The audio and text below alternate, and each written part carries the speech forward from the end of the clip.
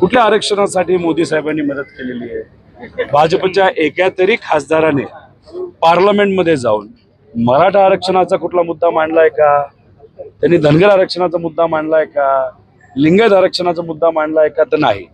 आणि हे आदिवासी समाजाबद्दल बोलतायत ना, अहो त्यांचं जे फॉरेस्ट ऍक्ट आहे, त्या फॉरेस्टवर त्यांचा जो अधिकार आहे तो सुद्धा भाजपने का काढला?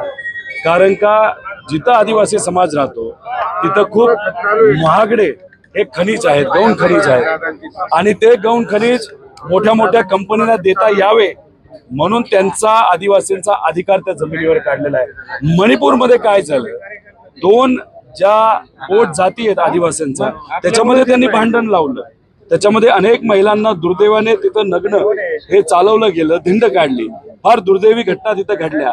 मोदी साहेब तिथं जाऊ शकले नाही, पण त्यांनी का ते घडून आणलं? कारण भाजपचे आणि मोदी साहेबांचे जे मित्र मोठे मोठे व्यावसायिक आहेत त्यांना खनिज तिथं द्यायचं होतं.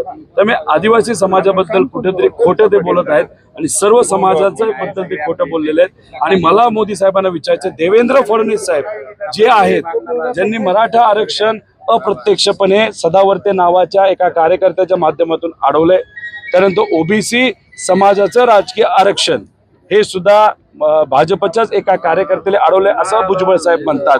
धनगर आरक्षणाच्या बाबतीत त्यांनी खेळ केलेला आहे. तर ह्याला पूर्णपणे देवेंद्र फडणवीस साहेब जबाबदार आहे, म्हणजे भाजप जबाबदार आहे. त्यामुळे उगाच इथं येऊन खोटं भाषण करणं बंद केलं पाहिजे मोदी साहेबांनी. पंतप्रधानांचा जो पक्ष आहे बीजेपी, त्यांनी रेमडेसिवीर बनवणाऱ्या एका कंपनीकडनं निधी घेतला. त्या कंपनीला, ती सुद्धा गुजरातच्या कंपनीला, परवानगी मिळत नव्हती आणि परवानगी मिळत नव्हती म्हणून त्यांनी बीजेपीला जेव्हा निधी दिला तेव्हा त्यांना परवानगी मिळाली रेमडेसिवीर बनवण्याचं. आणि असंही म्हणलं जातं ते रेमडेसिवीर घेतल्यानंतर अनेक सामान्य लोकांचा मृत्यू त्याच्यामध्ये झालेला आहे. मग आता तुम्ही परवानगी देत असताना पैशाचा वापर करून अभ्यास न केलेलं औषध जर मार्केटमध्ये येत असेल तर त्याला पूर्णपणे कदाचित बीजेपी जबाबदार असू शकतं. त्यामुळे काँग्रेसने कोणाकडनं पैसा घेतला याच्यापेक्षा मोदी साहेबांनी बीजेपीला सांगितलं पाहिजे त्यांनी कोणाकडनं पैसा घेतला.